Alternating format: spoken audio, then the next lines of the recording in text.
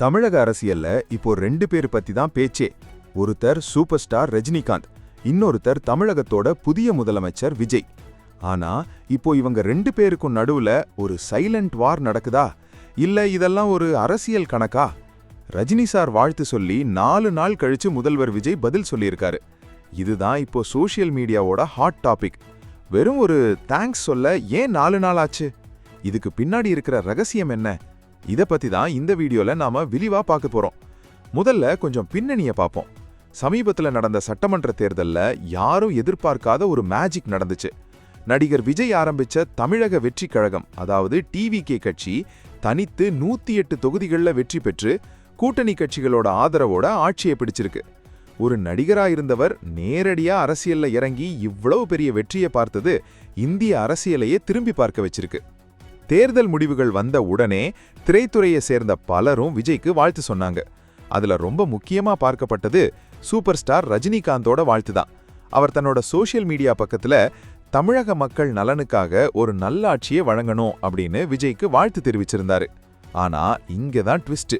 மத்த எல்லாரோட வாழ்த்துக்கும் உடனே ரியாக்ட் பண்ண விஜய் ரஜினி சாரோட வாழ்த்துக்கு மட்டும் 4 நாள் எடுத்துக்கிட்டாரு.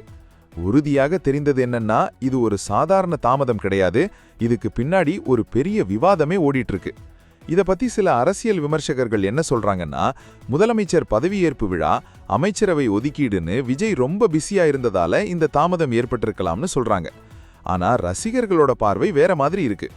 இதுக்கு முக்கியமான காரணம் இவங்க ரெண்டு பேருக்கும் இடையில கடந்த 1 வருஷமா இருந்த சில கசப்பான சம்பவங்கள் தான். ஜெயிலர் பட ஆடியோ லான்ச்ல ரஜினி சார் சொன்ன அந்த காக்கா கழுகு கதை ஞாபகம் இருக்கா? அது விஜயை தான் மறைமுகமா தாக்குதுன்னு அப்போ ஒரு பெரிய போரே நடந்துச்சு. அது மட்டும் இல்லாம தேர்தல் பிரச்சாரத்தின் போது டிவிகே நிர்வாகி ஆதவ் அர்ஜுனா பேசின ஒரு விஷயம் நெருப்பை இன்னும் அதிகமாக்கிச்சு. ரஜினி சாருக்கு முதலமைச்சர் ஆகணும்னு ஆசை இருந்துச்சு, ஆனா பயந்து பின்வாங்கிட்டாரு. விஜய் அந்த தைரியத்தோட வந்து ஜெயிச்சு காட்டிட்டாரு அப்படின்னு அவர் பேசினது ரஜினி ரசிகர்களை ரொம்பவே கோபப்படுத்துச்சு. சரி, இப்போ உண்மை என்ன? உங்களோட கருத்து என்ன?